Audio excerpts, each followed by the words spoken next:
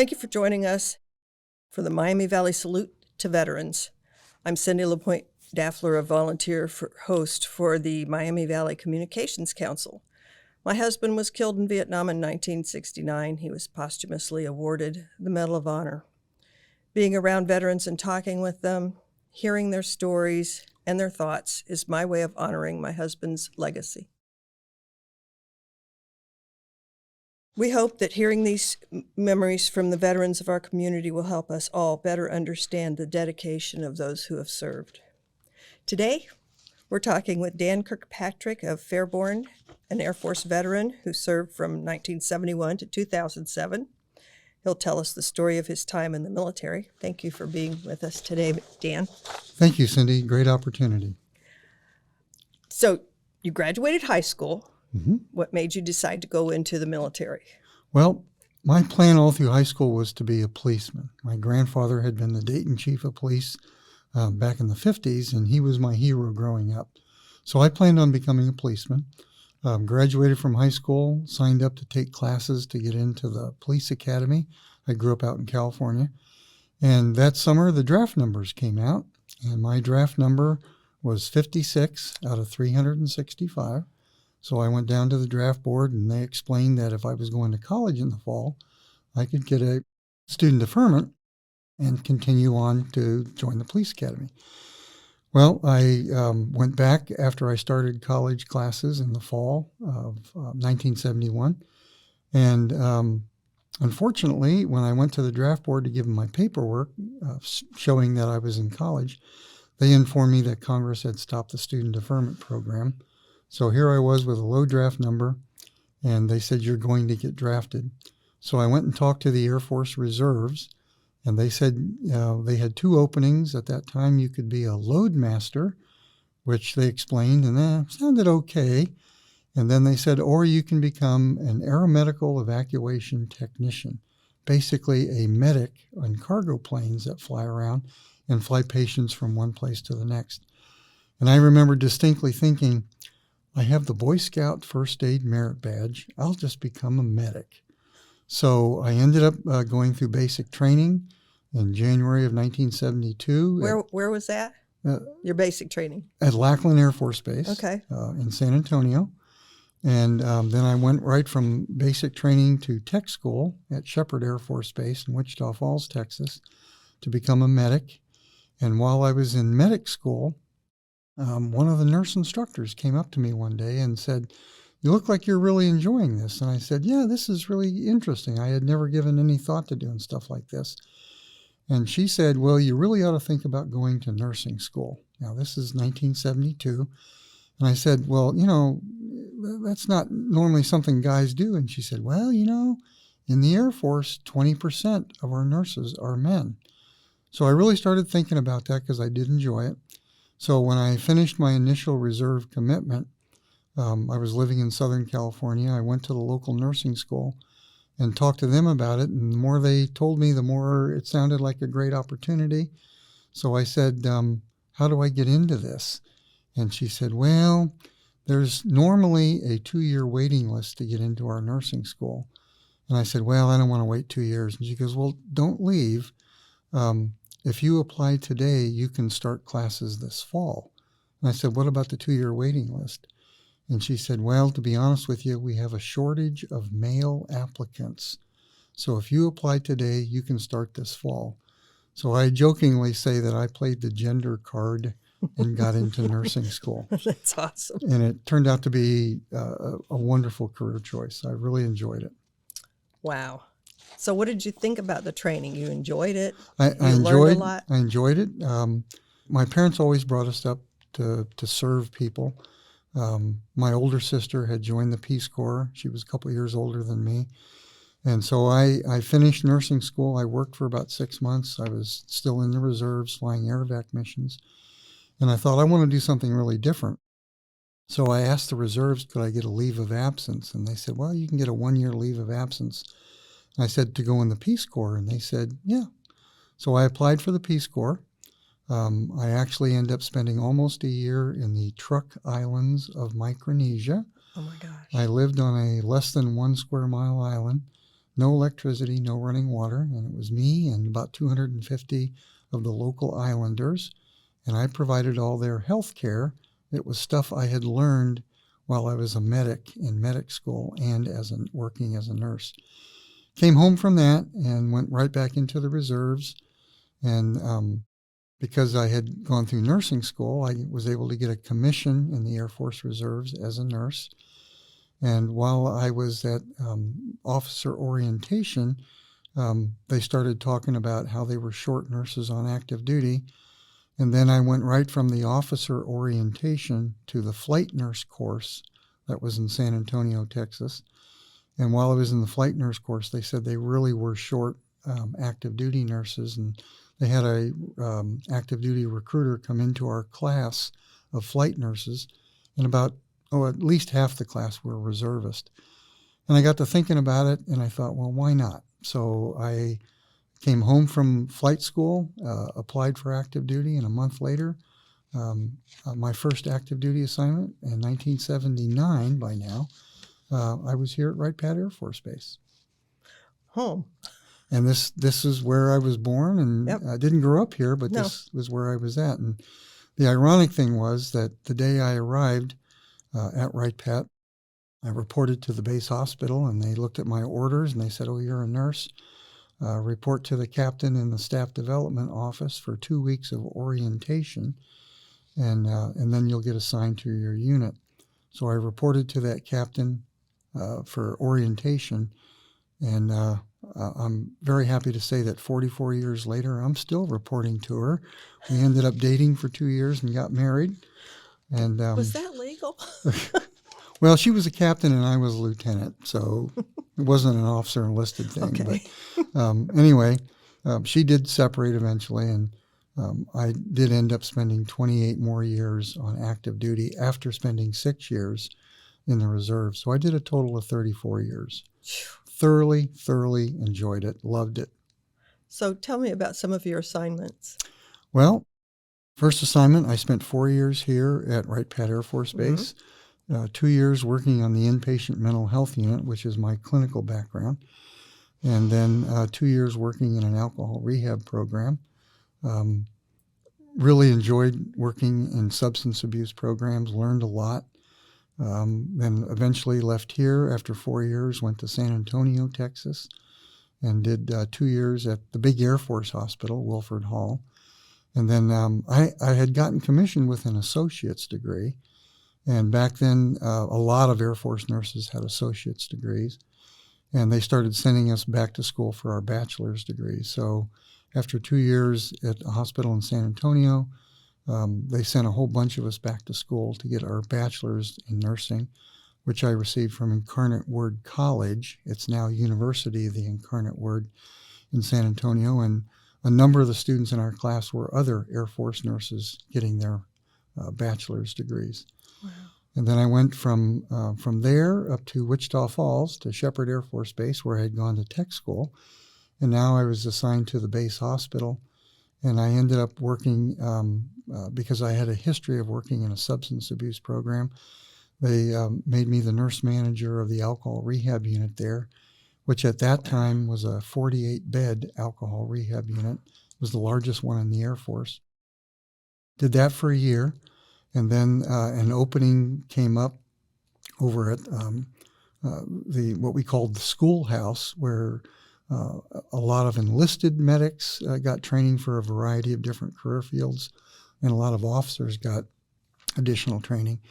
And I was very fortunate to be selected to be the supervisor of the mental health technician course, where we taught young people right out of basic training how to become mental health technicians.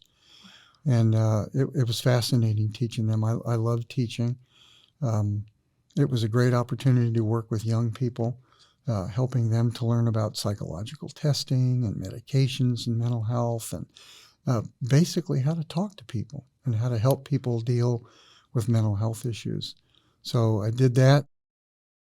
And then I was very fortunate. I got a second assignment to go back to school to get a master's degree. And I went to University of Texas at Arlington, wonderful program. And I was very fortunate to get a double master's in nursing administration, which was what they approved me for. But I was able to also take additional classes to get a secondary master's in mental health nursing. And when I finished that program, I was very fortunate to come back to Wright Pat in 1993, and then did 3 years working at Wright Pat. I was the nurse manager of the inpatient mental health unit.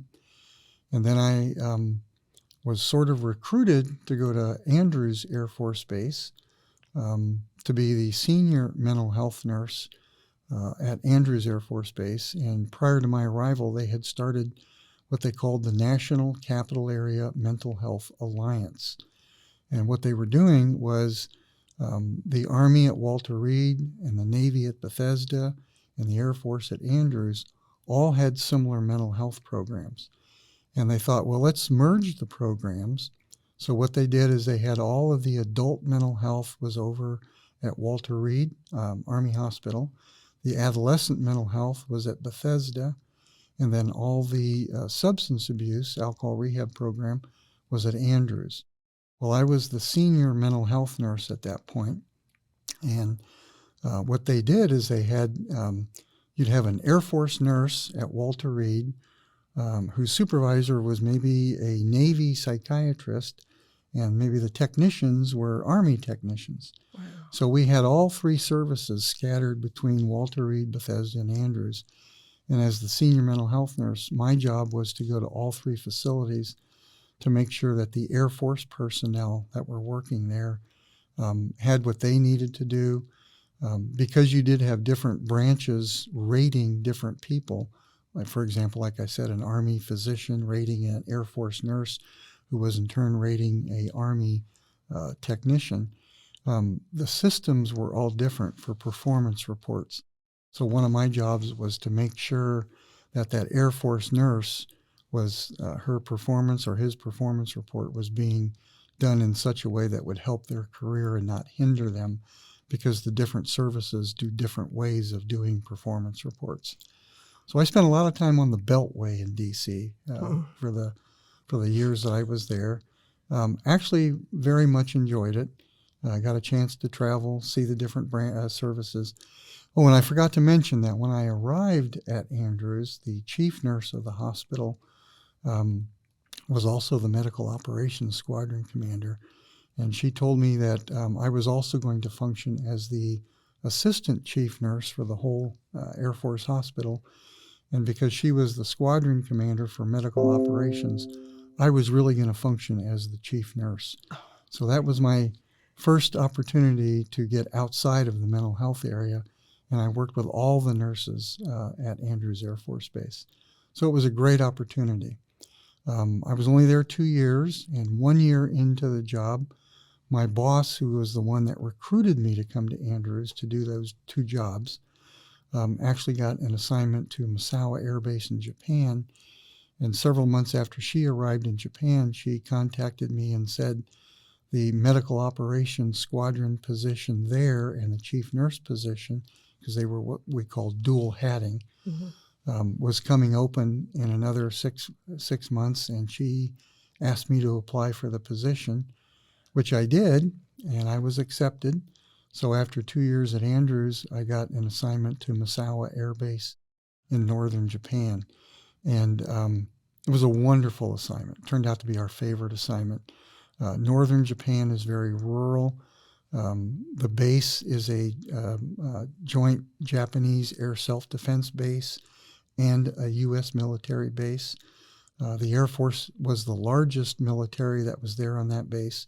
There was also a large contingent of Navy, Army, and Marines were also there. So we had all 4 of those branches of the service were there. So it was a great opportunity to talk and work with the other branches. Thoroughly enjoyed it, had some wonderful situations. Japanese people there were absolutely wonderful to work with. And then I left there and went to Eglin Air Force Base in Florida. So I went from northern Japan, where in 3 years we had 560 inches of snow, because they get a lot of snow up there. Oh my gosh. And I went from northern Japan with snow to Eglin Air Force Base in the Panhandle of Florida. And that was another great assignment. I went there also to be the medical operations squadron commander and the chief nurse. And then after being there a little over a year, we knew that the situation in Iraq was deteriorating. And I was informed in December of 2002 that in January of 2003, I was going to be deployed along with 120 other members of Eglin Air Force Base Hospital to Kuwait to build a field hospital in preparation should there be a decision to go to war with Iraq. I had the opportunity, and I consider an opportunity, to go as the hospital commander. So arrived in Kuwait the middle of January of 2003. The base we were on, Ali Salim Air Base, had 1,500 personnel assigned to it. By the time the war started, around March the 20th of 2003, we went from 1,500 personnel to 1,300 personnel to 13,000 personnel. Oh my gosh. And it was Army, Navy, Air Force, Marines, British, Australians, and the Kuwaitis. The day after I arrived there in January of 2003, base commander called me in and to talk about, what did we bring to the fight, what kind of services, what kind of facilities. We built a 25-bed combat field hospital. And he informed me, because we were the hospital, the other branches of the military, the British and the other groups were much smaller, so I was going to be the senior medical person for the whole base. So as soon as the other branches arrived and the British arrived, I set up weekly meetings with all of them because we had to track what kind of capabilities we had, and those capabilities literally changed every week as people moved in and moved out of the base. Mm-hmm. When the war started on March the 20th, we got some of the first casualties of the war. In fact, the second night of the war, I got notified by the base command post late at night. It was about 10 o'clock at night, that we had 4 inbound casualties, unknown origin and unknown injuries. Turns out that they were all Iraqis. 2 Iraqi Republican Guard soldiers, an elderly Iraqi man, and a 13-year-old Iraqi boy. All had suffered injuries from gunshots, shrapnel, etc. We took all 4 of our casualties to surgery that night. Literally, our staff saved their lives. And in the morning, we had them put on a helicopter, and they went out to the USS Comfort, the Navy hospital ship. So it felt very good about being able to treat casualties like that. And we had plenty of our own casualties that we treated in our hospital. We did run into occasional problems with supplies, and we figured out some really unique ways to solve the supply problem. We had a wonderful crew there, very creative, very innovative staff, officers and enlisted that really did a fantastic job. A little example. Okay, we couldn't get field the reagents to work some of the field lab equipment, and we ended up borrowing some from the Kuwaiti Armed Forces Hospital in Kuwait City, but it was a one-time borrow, and the problem was getting supplies shipped. Most of the supplies came out of a supply depot in Germany. The problem was that the reagents were chemical reagents, and they had to be maintained at a cool temperature. Well, Kuwait gets a little warm. By the time the reagents would arrive to us, the chemical indicators in the boxes would show that they had exceeded the temperature, so we couldn't use them. So the chief nurse that was there at our hospital, I was the hospital commander, I had a chief nurse, and our supply sergeant came to me one day, and the supply sergeant was really like a Radar O'Reilly kind of guy from MASH. He knew everybody, knew where to find things, knew how to get things. And the chief nurse and the supply sergeant came to me and said, "We think we have it figured out. If you can let us get on an airplane, we'll go up to Germany, we'll get the reagents that we need, and we'll come home." Now, this was about 2 weeks before the war started, and we knew that things were getting close. We didn't know exactly when things were going to start, but we were running out of the reagents and the supply system wasn't real reliable. So I let him get on an airplane. We couldn't get aeronautical orders cut for him. We kind of snuck him on the airplane because our supply guy knew the people at the airport and knew how to get on. And I told him, okay, you guys go up to Germany, get whatever you can, because Kuwait is dry. I told them you may each have 2 beers while you're in Germany. Don't get injured, don't get shot down, come back safely. And they came back 2 days later with everything we needed. And at that point, I notified our command surgeon, who was at another base, who had oversaw all the medical facilities throughout what's called the AOR. There were 11 different medical facilities. I told him what we had done. We had sent people up to get him. There was a long pause on the secure phone, and he said, Dan, don't ever do that again, but good on you guys for figuring that out, because you're the only ones who did. So, again, it was our chief nurse and supply guy who came up with the idea.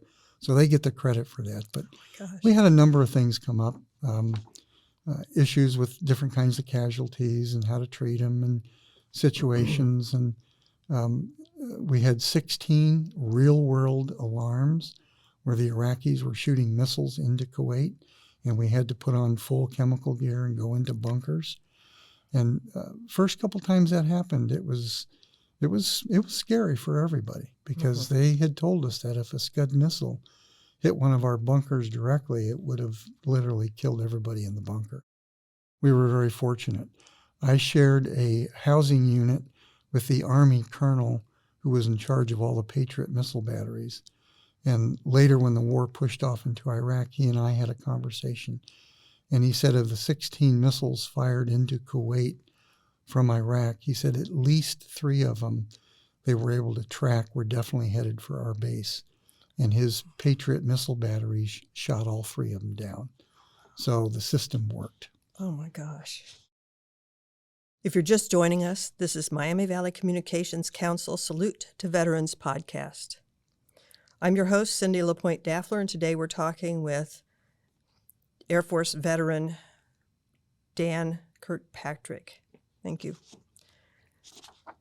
So that story is just amazing. Yeah, it was a wonderful from a military perspective experience. You know, being in a war zone is never easy for anybody, but I would have to say that was the highlight of my career, was having the opportunity to be in command in a combat situation.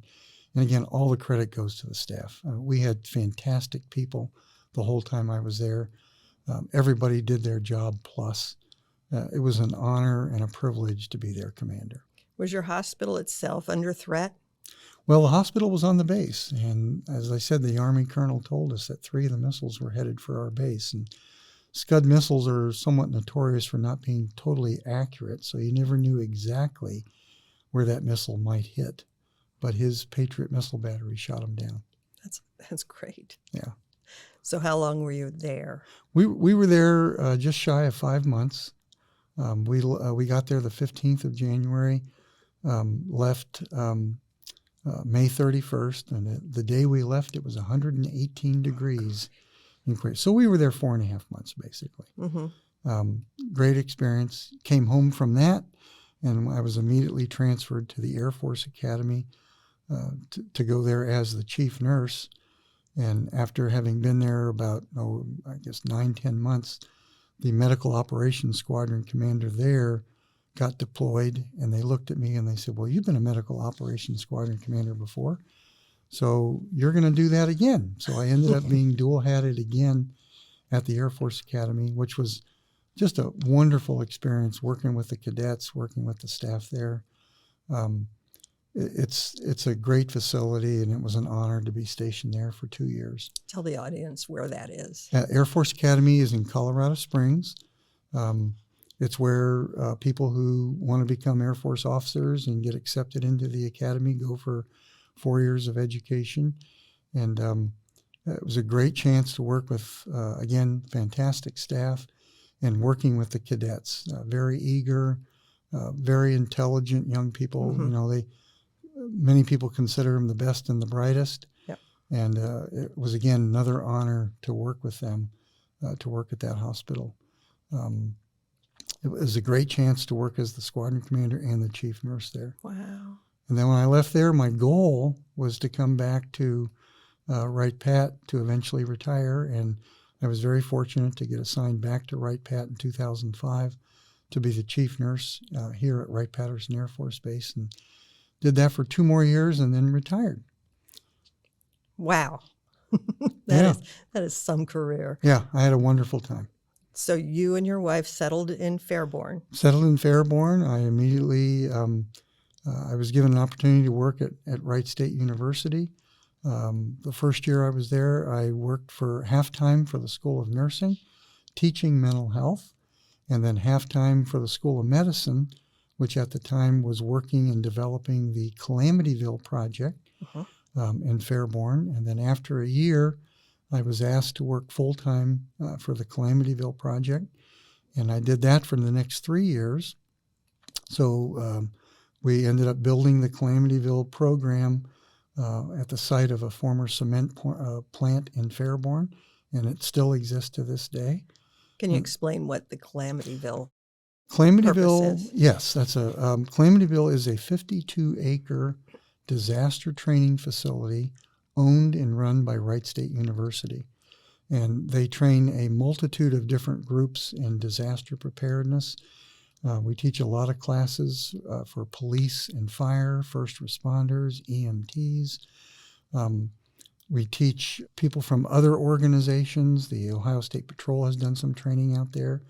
The Air Force Research Lab has done training and currently has an office out there. I drove by Calamityville this morning on the way here. Parking lot was packed. Wow. And I saw a number of sheriff vehicles there, so there's training going on. And they do annual training with a variety of different groups on disaster preparedness. It's a wonderful facility, and we are very fortunate that we have that in this area. And I retired from teaching full-time from Wright State in 2017, but I still teach classes out there. I just, in fact, taught a class last week out there at Calamityville. Again, that class was part of the School of Aerospace Medicine. We teach part of their flight surgeons course, and I help teach in that course some different classes for them. Amazing. That's amazing. What did you do next? Okay, well, after I retired from the Air Force, meanwhile, after I retired from the Air Force, I retired in 2007. 2009, a member of our church approached me one day and said, why don't you think about running for Fairborn City Council, which I hadn't thought about. But I went to a couple city council meetings, and my friend said, well, you ought to run. And I said, well, I'll run if you'll be my campaign manager. And he agreed to do it, and he got me elected in 2009 to the Fairborn City Council. So I did that for 4 years. Love working with the city of Fairborn. And then I decided in 2013 to run for mayor, and I was very fortunate. I ran for mayor in 2013 and got elected and did two-year terms as the mayor, was term limited in 2017. And then the day after my term was up as the mayor, I got a phone call from a friend who said that a gentleman wanted to meet with me about joining the American Veterans Heritage Center, and that happened to be Judge Walter Rice. And we met at the Engineers Club in downtown Dayton, a wonderful facility. And Judge Rice approached me and said, would I consider being on the American Veterans Heritage Center on their board? And how do you say no to Judge Rice? If you know Judge Rice, you don't say no to him. Absolutely. And so I ended up agreeing to be on the board. And as soon as I said yes to being on the board, and he said, oh, by the way, you're an educator. We have an education committee that we haven't stood up. Would you take over the chairmanship of the education committee? So I ended up doing that for a number of years. We did education programs mainly in libraries all over the Dayton area. Thoroughly enjoy working with veterans. And the American Veterans Heritage Center is a wonderful group. That led me to getting involved with the Miami Valley Military History Museum, which at that time was located on the grounds of the Dayton VA. And then back in 2021, the museum was informed that they needed to move off campus because the VA had gotten funds to redo the building that they were in. And by that time, I was now also on the museum board. And so we met and we looked at where could we relocate the Miami Valley Military History Museum.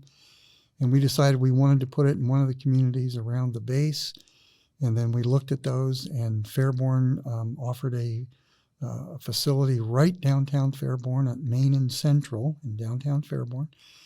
And in January of 2022, we relocated the museum to downtown Fairborn, and I'm still on the board at the museum. And if you haven't been to the Miami Valley Military History Museum in downtown Fairborn, thoroughly encourage you to do that. Absolutely. Yeah, wonderful facility. Yep. Wow, and now you're running for mayor again. Yep. It's funny. In April of 2022, I was asked to help the Fairborn Chamber of Commerce pick a new executive director. And to make a long story short, we met, we came up with questions to ask, we interviewed people. Unfortunately, the interviews didn't work out quite as well as we had hoped. And so the board met again and talked about who did we really want to be the chamber director. And the board president said, well, we want someone who's worked with the city of Fairborn, somebody who's worked with the base, and somebody who's worked with the university. And the other 5 members of the board all turned to me and said, well, that's you, Dan. And I hadn't even given any thought to doing that. So I went home and talked to my boss, my wife, and she just sort of said, well, if you want to do it, go ahead. So from May of 2022 to May of 2023, I agreed to do a 1-year as the director of the executive director of the Fairborn Chamber of Commerce. Absolutely loved it. Got a chance to work with a lot of business people in Fairborn. Learned a lot about how businesses work. Got to work with the city on things. It was a wonderful opportunity. And I decided that I had promised them 1 year. I would do 1 year.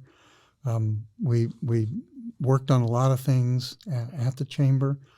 And so in April, or I guess it was March of this year, I told them I was going to be stepping down to give them some time to find somebody else. Well, as soon as I announced that I was stepping down from being the chamber director, I started getting phone calls and people stopping in at the chamber asking me to run for mayor again.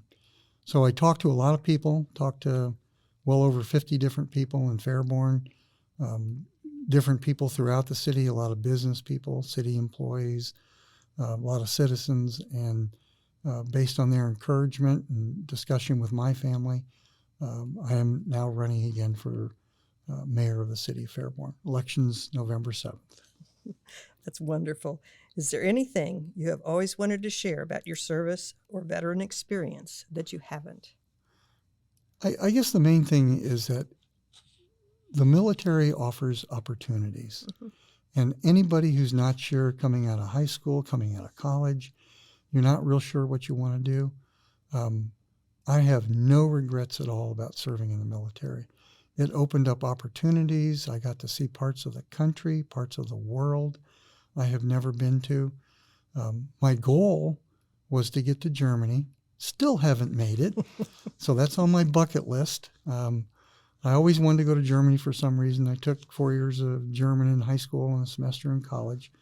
Haven't been there, but that's on the bucket list to someday get there. Had a wonderful 3-year assignment in Japan. Got a chance to be deployed to Kuwait. The military is about opportunities, mm-hmm. and it's a chance to serve your country. And I can't think of a better way to serve your country, to serve your community than being in the military. Thoroughly enjoyed it. And if I were 20 years old again, I wouldn't change a thing. I would do it great. Again. What would you like people to remember from your story? That being in the military is just a great opportunity. That I'm an example of somebody that got out of high school, had a goal, couldn't do that goal because of other circumstances, so found a second opportunity and got a chance to live that opportunity, and met a wonderful woman, met wonderful people throughout my career and got to see different parts of the country, loved them all. And we live in a fantastic country. You know, some people complain about our country. There is no place on this earth I would rather live than this country. You know, some places are having issues and having some problems, but there are wonderful places in this country. And I grew up looking for small town atmosphere. I found it in Fairborn, and this is home. That's great. Thank you so much, Dan, for coming in and speaking with us and telling us your story. I appreciate it so much. Thank you, Cindy, and thank you for what you do.